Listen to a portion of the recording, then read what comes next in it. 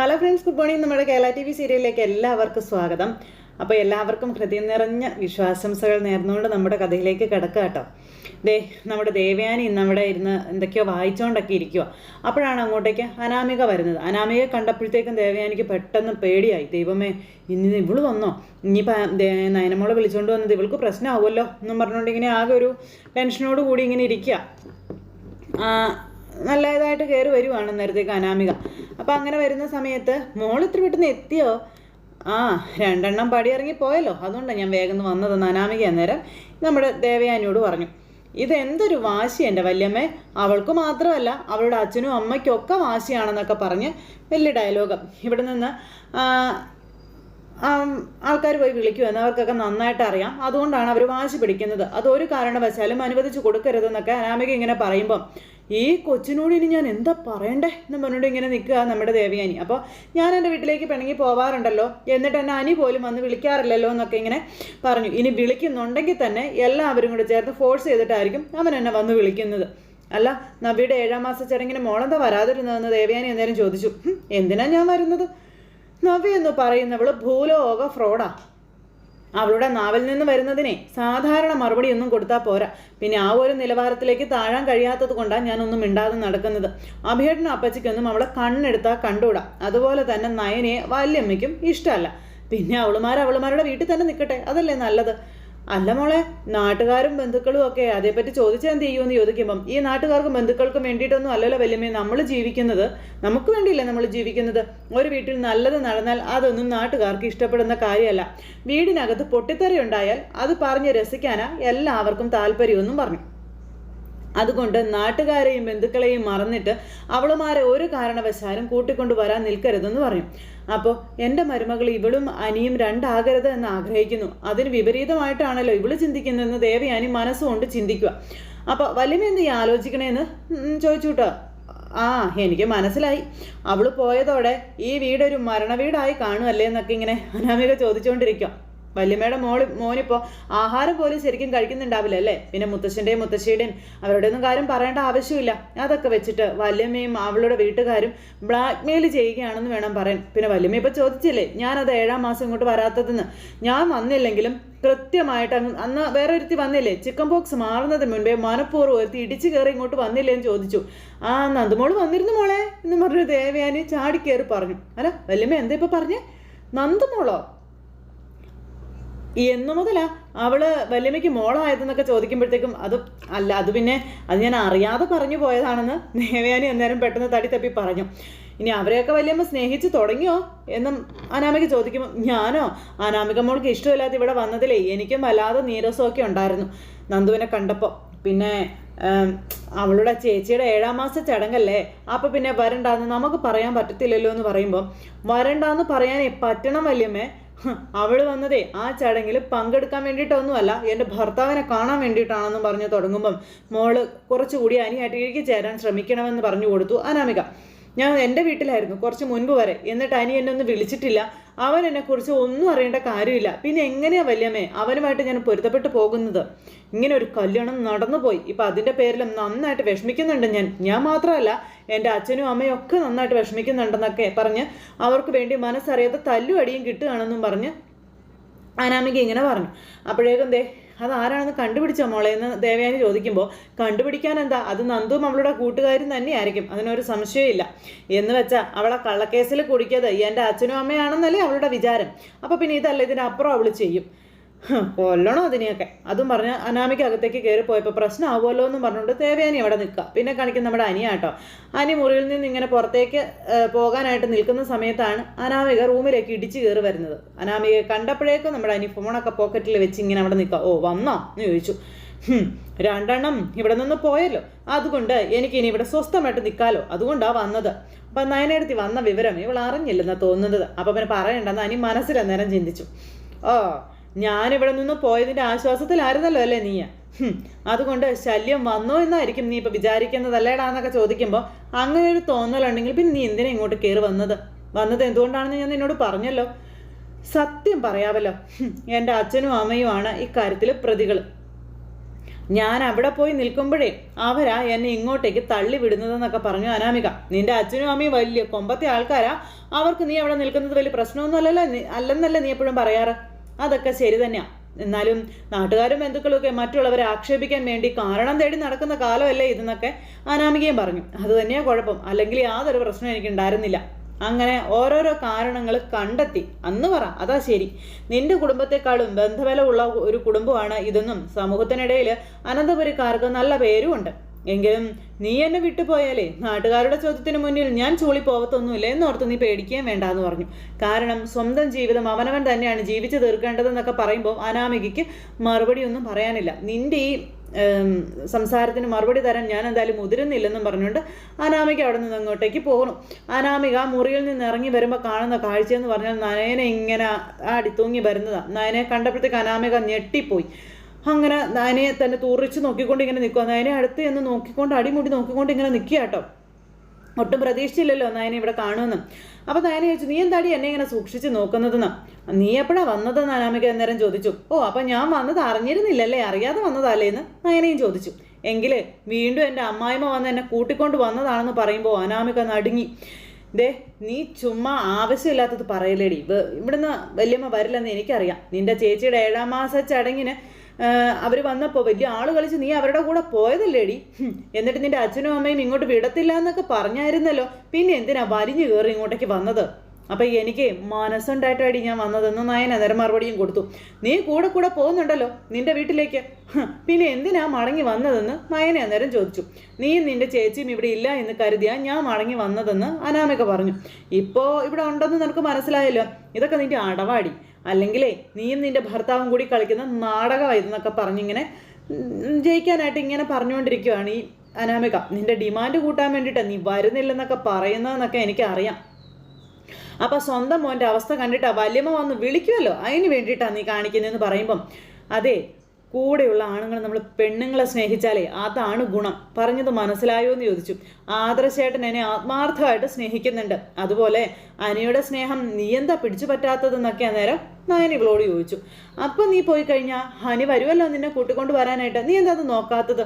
അവനെന്നെ സ്നേഹിക്കാതിരിക്കാൻ വേണ്ടിയിട്ടല്ലേ നീ നിന്റെ ചേച്ചിയും അച്ഛനും അമ്മയും കൂടി എല്ലാവരെയും കൂടെ ചേർന്ന് ഒരുത്തി അഴിച്ചു വിട്ടിരിക്കുന്നത്.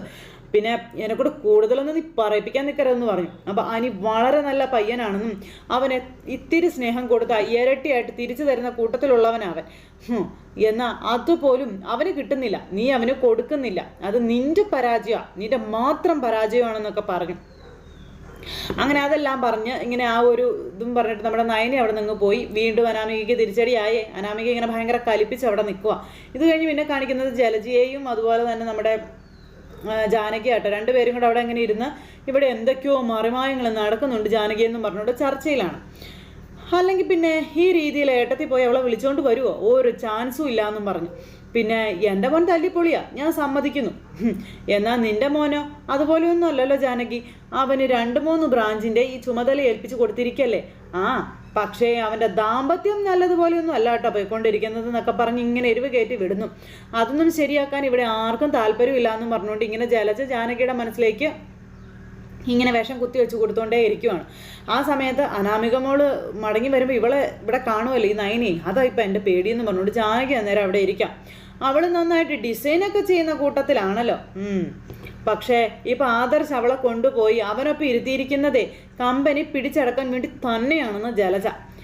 അതിനൊരു മാറ്റവും ഇല്ലയെന്നും പറഞ്ഞു. നിന്റെ മോനും ഭർത്താവും പിന്നെ അവൻ പറയുന്നത് മാത്രമല്ലേ കേൾക്കത്തുള്ളൂ. ചുരുക്കി പറഞ്ഞ അച്ഛൻ്റെ കാലശേഷം ഈ വീട്ടിലുള്ള എല്ലാവരും ആദർശിൻ്റെയും നയനയുടെയും കൃപയിൽ കഴിയണം എന്നുള്ളതിൽ യാതൊരു സംശയമില്ല എന്നും പറഞ്ഞുകൊണ്ട് ഇവരിങ്ങനെ പറഞ്ഞുകൊണ്ടിരിക്കുമ്പോഴാണ് തുള്ളി ഉറഞ്ഞ് അനാമിക വരുന്നത്. അനാമികയെ കണ്ടപ്പോഴത്തേക്ക് മോളെയെന്നും പറഞ്ഞുകൊണ്ട് ഇങ്ങനെ ജാനകി, ഒരുത്തി ഇവിടെ കാണത്തില്ലെന്ന് കരുതിയാണ് ഞാൻ ഇങ്ങോട്ടേക്ക് വന്നത്. അപ്പോഴത്തേ അവൾ എൻ്റെ മുന്നിൽ നിൽക്കുന്നതെന്നും പറഞ്ഞുകൊണ്ട് അടുത്തത് അവൾ മടങ്ങി വന്നു മോളെ, ഏട്ടത്തി അവളെ പോയി വിളിച്ചുകൊണ്ട് വന്നതെന്ന് ഇങ്ങനെ പറയുമ്പോൾ അറിഞ്ഞു ഞാൻ കാര്യങ്ങളൊക്കെ. വല്യമ്മയോടുള്ള ദേഷ്യം കാരണമാ അവളെ വീട്ടുകാർ ഇങ്ങോട്ടേക്ക് വിടാതെ അവിടെ പിടിച്ചു നിർത്തിയത്. എന്നിട്ട് പിന്നെ ഈ വല്യമ്മ എന്തിനാ പോയി അവളെ വിളിച്ചുകൊണ്ട് വന്നത്? ദേ അതിനെപ്പറ്റിയാ മോളെ ഞങ്ങളും സംസാരിച്ചുകൊണ്ടിരിക്കുന്നെന്ന് ജലജ അന്നേരം പറഞ്ഞു. മോള് കൂടെ കൂടെ ഇങ്ങനെ അനിയുമായി പിണങ്ങി വീട്ടിലേക്ക് പോകുന്നതേ ഒട്ടും ശരിയായ കാര്യമല്ല കേട്ടോ മോളെ. നയൻ ഈ വീട് പിടിച്ചെടുക്കാനും കമ്പനി പിടിച്ചെടുക്കാനുമായിട്ടാണ് നോക്കുന്നത്. ആ ഒരു സമയത്ത് മോളിങ്ങനെ മാറി നിന്നാൽ അത് ഒട്ടും ശരിയായ കാര്യമല്ല എന്ന് പറഞ്ഞു. ചേച്ചിയും അനിയത്തിയും ഈ വീട് വിട്ട് പോയി എന്നറിഞ്ഞിട്ടാമേ ഞാൻ ഇങ്ങോട്ടേക്ക് വന്നത്.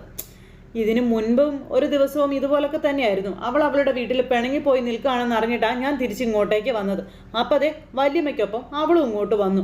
ആദർശന് മാത്രമല്ല അവൻ്റെ അച്ഛനും മുത്തശ്ശനും ആർക്കും അവളില്ലാണ്ട് പറ്റത്തില്ലാണ്ടായി മോളെ. അതവർ തുറന്നു പറഞ്ഞു കഴിഞ്ഞ കാര്യമാണ്. അതുകൊണ്ട് ഏട്ടത്തിക്ക് കീഴടങ്ങി പറ്റുമെന്നും പറഞ്ഞ് ജാനകി ഞാൻ വീട്ടിലേക്ക് പോയിട്ട് ഈ പറയുന്ന ആരും എന്നെ തിരിച്ച് വിളിച്ചുകൊണ്ട് വരാൻ പറഞ്ഞില്ലല്ലോ. പറഞ്ഞോ? അപ്പം ഈ ഇടയ്ക്ക് അങ്ങനെയൊക്കെ ഇവിടെ പറയുന്നുണ്ടെന്ന് ജാനകി പറയുമ്പം എവിടെ പറഞ്ഞു? ആര് പറഞ്ഞു?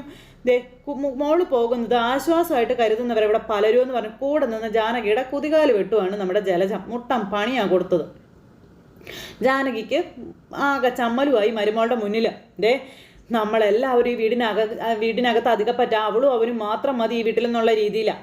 ഇതൊക്കെ തന്നെയാണ് സംഭവിക്കാൻ പോകുന്നതെന്ന് പറഞ്ഞുകൊണ്ട് ജലജ ഉറഞ്ഞു തുള്ളി അങ്ങോട്ടേക്ക് അങ്ങ് പോയി. ഇതെല്ലാം കഴിഞ്ഞ് പിന്നെ കാണിക്കുന്നത് നമ്മുടെ നയനയും ആദർശും കൂടി ഓഫീസിലേക്ക് പോകാൻ ഇറങ്ങിയപ്പോൾ ദേവയാനി ഫുഡൊക്കെ ഉണ്ടാക്കി ഇങ്ങനെ നിൽക്കും കേട്ടോ. ഇഷ്ടപ്പെട്ട കറി എല്ലാം ഉണ്ടാക്കി വെച്ചിട്ടുണ്ട്, പ്രത്യേകിച്ച് നിനക്കെന്ന് അമ്മ അന്നേരം പറയുന്നതെല്ലാം മകൻ ശ്രദ്ധിക്കുന്നുണ്ട്. ഇനി നീ നിന്റെ വീട്ടിലേക്ക് ഓടിപ്പോയാ ഉറക്കം പോകുന്നത് ഇവൻ്റെ അല്ലേ എന്നും ദേവയാനി ഇങ്ങനെ പറയുന്നു. അപ്പോഴും ആദർശ് അമ്മയെയും നയനയെയും മാറി മാറി നോക്കുന്നു. നീ കാരണമേ എല്ലാവരുടെ മുന്നിലും എനിക്ക് തല കുനിക്കേണ്ടി വന്നെന്നൊക്കെ പറയുമ്പോൾ അങ്ങനെ തല കുനിക്കണമെന്ന് ഞാൻ പറഞ്ഞില്ലല്ലോ എന്ന് ആദർശ് നേരം അമ്മയോട് പറയാം. അവിടേക്ക് പോകാനും ഞാൻ അമ്മയോട് പറഞ്ഞില്ലല്ലോ. പറയേണ്ട കാര്യം വല്ലതുണ്ടോ? ഇവിടെ അച്ഛൻ ഉൾപ്പെടെ എല്ലാവരും ഭയങ്കര ചർച്ചയിലായിരുന്നു ഇവളെ വിളിച്ചുകൊണ്ട് വരണമെന്നും പറഞ്ഞു. ഇനി ഞാൻ പോയി വിളിച്ചില്ലെങ്കിൽ ഉറപ്പായിട്ടും അച്ഛനും അമ്മയും പോയി വിളിച്ചുകൊണ്ട് വന്നേനെ എന്നുള്ള കാര്യങ്ങളും നമ്മുടെ ആദർശിനോട് ദേവയാനി പറയുവാണ്. എന്തിനാ വെറുതെ വയസ്സുകാലത്ത് അവരെയും കൂടെ കൊണ്ടുപോയി നാണം കെടുത്തുന്നത്? എന്തായാലും അവരുടെ അച്ഛനും അമ്മയ്ക്കും ഇപ്പോൾ ഭയങ്കര ഡിമാൻഡാ. അപ്പോൾ ആദർശ് ഇതൊക്കെ കേട്ടിട്ട് ഇങ്ങനെ ഒന്നും മിണ്ടാതെ നിൽക്കും കേട്ടോ. അവരൊക്കെ ഇപ്പോൾ വലിയ കൊമ്പത്തെ ആൾക്കാരായി പോയില്ലേ എന്നൊക്കെയാണ് ദേവയാനിയുടെ കാഴ്ചപ്പാട്. അപ്പം നയന ഇതൊക്കെ കേട്ടിട്ട് നിന്ന് ചിരിക്കുക. അപ്പം നയന ഇത് ചിരിക്കുന്നതും അമ്മയുടെ മുഖഭാവം മാറുന്നതും ആദർശ് ശ്രദ്ധിക്കുന്നുണ്ട്. നയനയുടെ ആ ഒരു ചിരി അത് ശരിക്കും ആദർശിന് മനസ്സിലായി. എന്തായാലും നിങ്ങളുടെ വിവാഹം കഴിഞ്ഞതിന് ശേഷം മുത്തശ്ശനും മുത്തശ്ശിയൊക്കെ ഒരുപാട് തല കുനിച്ചതാണ്. ഇനി ഞാനായിട്ട് അതിനൊരവസരം ഉണ്ടാക്കുന്നില്ല. ഇനി ഇതിനു മുമ്പും രണ്ടുപേര് ചേർന്ന് അവളെ വിളിക്കാനായിട്ട് പോയിട്ടുണ്ടല്ലോ. അതൊക്കെ സത്യം പറഞ്ഞാലേ എനിക്ക് വലിയ അപമാനമായിട്ട് തന്നെയാണ് തോന്നുന്നതെന്നൊക്കെ ദേവയാനി ഇങ്ങനെ പറഞ്ഞു. ആദർശം തലയാട്ടോ അതിന്ന് കേട്ട്. അപ്പോൾ ഇടയ്ക്ക് അമ്മ തന്നെ എന്നോട് പറഞ്ഞിട്ടുണ്ട്, രാവിലെ ഉറക്കം എഴുന്നേൽക്കുമ്പോൾ ഇവള് ചായയായിട്ട് വന്ന് മുറിയിൽ തട്ടി വിളിച്ചില്ലെങ്കിൽ അവർക്ക് എന്തോ ഒരു കുറവുള്ളതുപോലെയാണെന്നും അത് അച്ഛനും അങ്ങനെ തന്നെ എന്നോട് പറഞ്ഞതെന്നൊക്കെ പറഞ്ഞു. അപ്പോൾ ഇതെല്ലാം കേൾക്കുമ്പോഴും നയന ചിരിക്കുന്നു. ആദർശ് ഇതൊക്കെ ശ്രദ്ധിക്കുന്നുണ്ട്. ഇനി കുറച്ച് ദിവസം കഴിഞ്ഞാലേ ഇവള് വീണ്ടും വീട്ടിലോട്ട് പോകാനുള്ള ആ ഒരു ടെൻഡൻസി കാണിക്കുമെന്ന് പറഞ്ഞു. അമ്മ പോയി ഇവളെ വിളിച്ചുകൊണ്ട് വന്നില്ലേ, വീണ്ടും എന്തിനാ അമ്മ ഇങ്ങനെ പറയുന്നതെന്നൊക്കെ അന്നേരം ചോദിക്കുക നമ്മുടെ ആദർശ്. അല്ല ഞാൻ പറഞ്ഞതേ ഉള്ളൂ എന്നും പറഞ്ഞുകൊണ്ട് നയനയോട് ആദർശിനോടും പറഞ്ഞു. ഇത് രണ്ടാമത്തെ തവണയാണ് നാണം കേട്ട് ഞാൻ പോയി വിളിച്ചുകൊണ്ട് വരുന്നതെന്ന് പറയുമ്പോഴും നയന ചിരിച്ചുകൊണ്ട് നിൽക്കുന്നു. അതുകൊണ്ട് ഇനി ഇവിടെ വലിയ ഡിമാൻഡ് ഇടാനുള്ള സാധ്യത ഉണ്ടോ എന്ന് എനിക്ക് സംശയമുണ്ട് എന്ന് ദേവയാനി ഇങ്ങനെ പറയുമ്പോഴും നയന ചിരിച്ചുകൊണ്ട് നിൽക്കുന്നു. അതായത് നിന്റെ തലയിൽ കയറിയിരുന്ന് നിരങ്ങാനുള്ള സാധ്യത ഉണ്ടെന്ന് ഞാൻ പറഞ്ഞതെന്നും ദേവയാനി പറയുന്നു. അപ്പോഴും നയന ചിരിക്കുക. അതൊക്കെ നോക്കിയും കണ്ട് വേണം ഇനി മുന്നോട്ട് പോകാൻ, അതാ നിന്നോട് പറഞ്ഞത്. അമ്മ പിന്നെ ഇങ്ങനെ കൂടെ പോയി വിളിച്ചാൽ ആർക്കായാലും ഡിമാൻഡ് ഉണ്ടാവില്ലേ എന്ന് ആദർശ് അന്നേരം ചോദിച്ചു. ഇവളുടെ വീട്ടിൽ പോയെന്ന് കരുതി എനിക്ക് വലിയ ടെൻഷനും കാര്യങ്ങളൊന്നും ഇല്ല എന്ന് ആദർശ് അന്നേരം പറഞ്ഞു.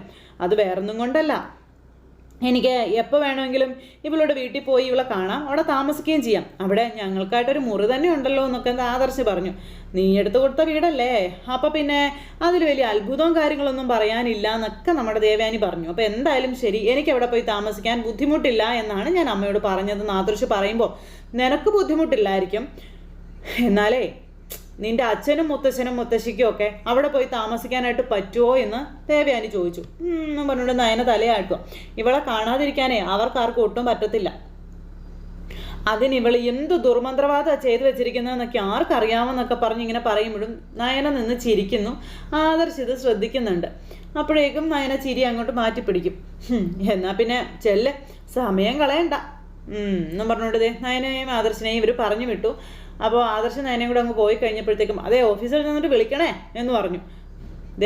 നിന്നോടാ പറഞ്ഞത്, ബാക്കിയുള്ളവരൊക്കെ അവരുടെ ഇഷ്ടം പോലെ ആയിക്കോട്ടെ, അതൊന്നും എൻ്റെ വിഷയമല്ല എന്നൊക്കെ ദേവയാനി പറയുമ്പോൾ അമ്മ ഉണ്ടാക്കുന്ന ഭക്ഷണേ ഇവളെന്തായാലും കളയില്ല, അത് കഴിച്ചോളൂ എന്ന് ആദർശ് അന്നേരം പറഞ്ഞു. ഓ എന്നും പറഞ്ഞിട്ട് ദേവയാനി അവിടെ നിൽക്കുന്നു. നയനയാണ് പോയിട്ട് തിരിഞ്ഞു നോക്കി അമ്മയ്ക്ക് ടാറ്റയൊക്കെ കൊടുത്തിട്ട് പോവുക. അപ്പോഴത്തേക്ക് ആദർശ് തിരിഞ്ഞു നോക്കിയപ്പോൾ ദേവയാനി ഇങ്ങനെ ചിരിച്ചുകൊണ്ട് ഇങ്ങനെ നിൽക്കുക കേട്ടോ. പെട്ടെന്ന് ആദർശ് നോക്കുന്നത് കണ്ട് ചിരി അങ്ങ് മാറ്റി. അങ്ങനെ മക്കൾ പോകുന്നത് സന്തോഷത്തോടെ നോക്കി നമ്മുടെ ദേവയാനി അവിടെ നിൽക്കുക. ഈ സമയത്ത് അവിടെ അനാമികയാണെങ്കിൽ തല പുകഞ്ഞിരിക്കുക. അപ്പോഴാണ് നമ്മുടെ ദേവയാനി അങ്ങോട്ടേക്ക് ചെല്ലുന്നത്, നയനയും ആദർശിനെയും പറഞ്ഞു വിട്ടിട്ട്. ഈ അനാമിക അവിടെ ഇരിക്കുന്നത് കണ്ടു കഴിഞ്ഞ് ഈശ്വര ഇവിടെ ഇരിപ്പുണ്ടോ എന്ന് ഓർത്ത് പേടിച്ച് വിറച്ചിങ്ങനെ അങ്ങോട്ട് അകത്തേക്ക് ചെല്ലു കേട്ടോ ദേവയാനി. മോളെ എന്ന് പറഞ്ഞ് വിളിച്ച് ചെന്നപ്പോഴത്തേക്കും കസേരയൊക്കെ വലിച്ചു മാറ്റിയിട്ട് അങ്ങ് ചെന്നു. ഞാനിങ്ങോട്ട് വന്നപ്പോൾ വല്യമ്മയുടെ മരുമോൾ മോളിലുണ്ടായിരുന്നല്ലേ, എന്നിട്ട് വല്യമ്മ എന്നോടൊന്നും പറഞ്ഞില്ലല്ലോ എന്ന് അനാമിക വലിയ ചൂടായി ചോദിക്കുമ്പം അതിനെ മോൾക്ക് ഇഷ്ടമാവില്ലല്ലോ മോൾ, അതുകൊണ്ട് പറയാതിരുന്നതാണെന്ന് പറഞ്ഞു ദേവയാനി. എന്തായാലും എനിക്കൊരു കാര്യം മനസ്സിലായി, വല്യമ്മ ഈ കാണിക്കുന്നതൊക്കെ നാടകമാണെന്ന്, വല്യമ്മയ്ക്ക് വല്യമ്മയുടെ മരുമകളെ വലിയ ഇഷ്ടമാണെന്ന്. അപ്പോൾ അങ്ങനെയൊന്നും ഇല്ല മോളെ എന്ന് ദേവയാനി പറയുന്നു അനാമികയോട്. ഞാൻ പിന്നെ ഇവിടുത്തെ അവസ്ഥ ഓർത്തിട്ട് അവളെ പോയി വിളിച്ചുകൊണ്ട് വന്നത് എൻ്റെ ഗതികേട് കൊണ്ട്, അത് നീ മനസ്സിലാക്കണം. ആദർശിന് മാത്രമല്ല മുത്തശ്ശനും മുത്തശ്ശിക്കും ഒന്നും അവളില്ലാണ്ട് പറ്റില്ലെന്നായി. അപ്പം അതറിയാവുന്നത് കൊണ്ട് വല്യമ്മയെ അവൾ ബ്ലാക്ക് മെയിൽ ചെയ്തുകൊണ്ടിരിക്കുകയാണെന്ന് പറഞ്ഞു അന്നേരം അനാമിക.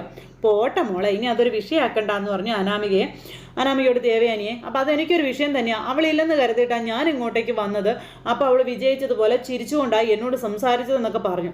അപ്പം അങ്ങനെ ഒരു സ്വഭാവം എനിക്കില്ലാന്ന് എനിക്കറിയാവല്ലോ എന്ന് ദേവയാനി മനസ്സിൽ ചിന്തിക്കുക. അപ്പോൾ ഒരു കാര്യം വല്യമ്മ മനസ്സിലാക്കിക്കോ, വല്യമ്മ ഇവിടെ നിന്ന് പോയാലും ഇവിടെയുള്ളവർക്ക് ആർക്കും ഒരു കുഴപ്പമില്ല, എന്നാൽ അവളില്ലാതെ ജീവിക്കാൻ പറ്റില്ലാണ്ടായിട്ടുണ്ട് ഇവിടെ ചിലർക്കൊക്കെ. അങ്ങനെ ഒരു അവസ്ഥയിലേക്ക് അവൾ കാര്യങ്ങൾ കൊണ്ടുവന്ന് എത്തിച്ചിട്ടുമുണ്ട്.